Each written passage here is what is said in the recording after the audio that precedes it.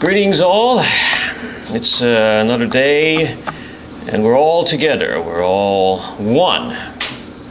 One. What does that mean, that word one? One usually means all together, all, present. Everything is it's singular, but as a body, we are one. We're one in what? We're one in Christ. We're one with Him. And it seems, though, today, one, is taking on a lot of other meanings, like something that all of you have heard, one world order, for example, or a new world. We're all one together. We're all one in beliefs. We're all one in screed or in a calling. Like, what does it mean to be all together as one? And then, at the same time, you also have to ask yourself, is this the correct one? I know these kind of questions might sound a bit like vague. It might sound kind of, where is he going with this? What is all this emphasis on one? Well, I want to make a distinction between one with God and then one with the world. So there's three verses I'm going to just focus on today in this brief sermonette. I'll just announce them all at once so that you'll have an idea what they are. And first one will be of Hebrews 11, but the main verse is Hebrews 11:38. And then the second one will be 1 Peter 2:9. And then Titus 2:14. So these are the three primary verses we're going to be focusing on today. So quickly, what are we talking about when we are one? We're special. We're special in God. We are a peculiar people. We are set apart for Him, for His purpose. Though at times it seems difficult. It is difficult to be part of the one, the right one, because the world has its one, okay? But, and it's difficult. It's difficult to stay above the fray. We're called to be in the world, but not of the world. But at the same time, we have weaknesses. We have temptations. We're constantly in the mess, in the fog that envelops us. So let's just quickly focus on the verses. And Hebrews 11:38 says, and excuse me. Yeah, the whole chapter of Hebrews is talking about faith, and this is a very common chapter. It talks about the struggles of all of these who have tried to stay one with God. Now, Hebrews 11:38, of whom the world was not worthy, they wandered in deserts and in mountains and dens and in caves of the earth. Okay, so the patriarchs and the men of old and women of old, they had to strike out by themselves. A lot of them were alone. They were one. And they had to step out of the current world they were in, and it took a lot of courage. It took a lot of faith. It took a lot of sacrifice. It was difficult. It was challenging. And they are examples for us today to stay faithful to the true one. And then in 1 Peter 2:9, it says, but ye are a chosen generation, a royal priesthood, a holy nation, a peculiar people, that ye should show forth the praises of Him who have called you out of the darkness into His marvelous light. So once again, we are, a new word, peculiar. We are standouts. And the world doesn't look on standouts favorably, generally.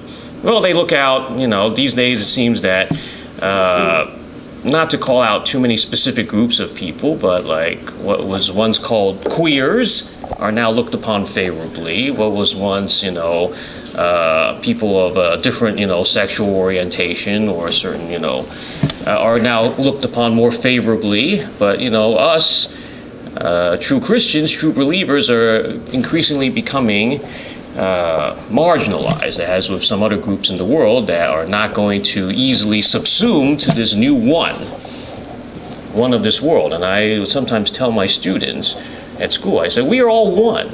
You know, we're all together. We're all, you know, this one big happy family, and we are all moving in the same direction. Is that true?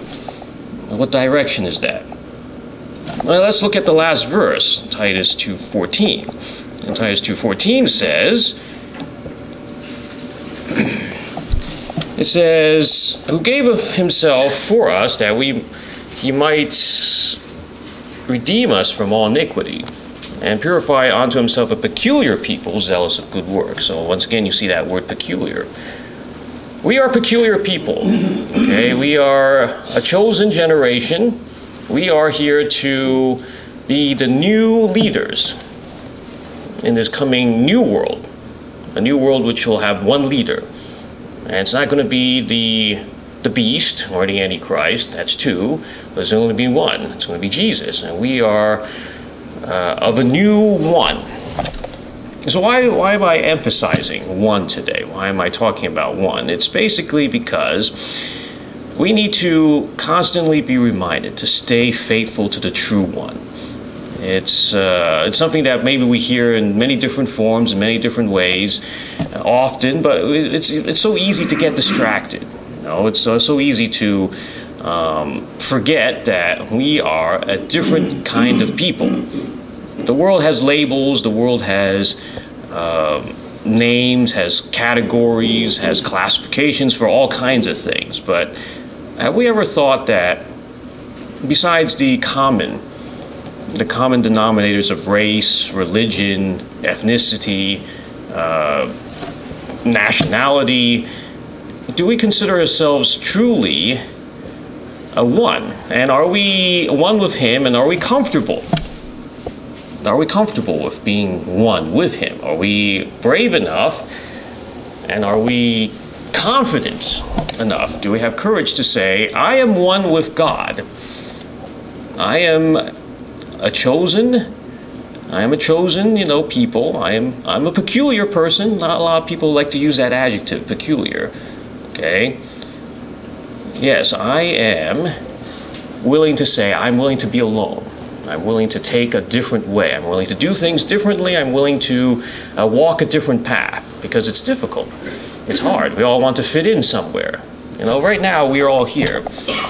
We're all here for the feast, and we are one. You know, in this body. But even then, sometimes we don't feel like we belong. Do we belong in the world, or do we belong with God? Are we proud to call ourselves peculiar? Are we proud to call ourselves future kings, future priests, future leaders of this world? Even though we might seem like we're almost a nobody.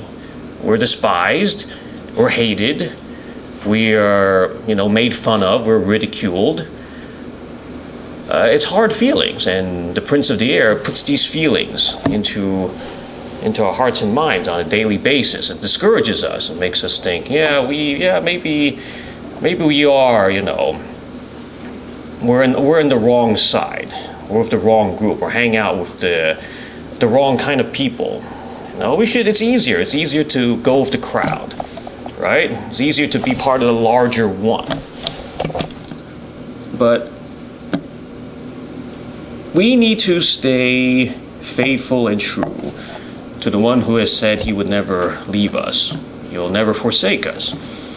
And it is a call today, a very simple call, that you stay, you are not afraid to say, yes, I am a child of God, a begotten son or daughter, and I'm not afraid to call myself peculiar. I'm not afraid to call myself one of those who the world hates. I wear it as a badge of honor. So, I ask all of you today to consider, what does this word one mean? Who are you one with? Are you one with the world? Or are you one with God, with Jesus? And are you willing to stand up and be called? I'm with the faithful one. Because it is hard. It is hard to be a standout.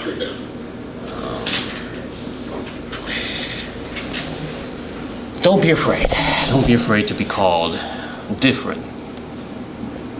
Somebody who is different, but somebody who stands for the truth.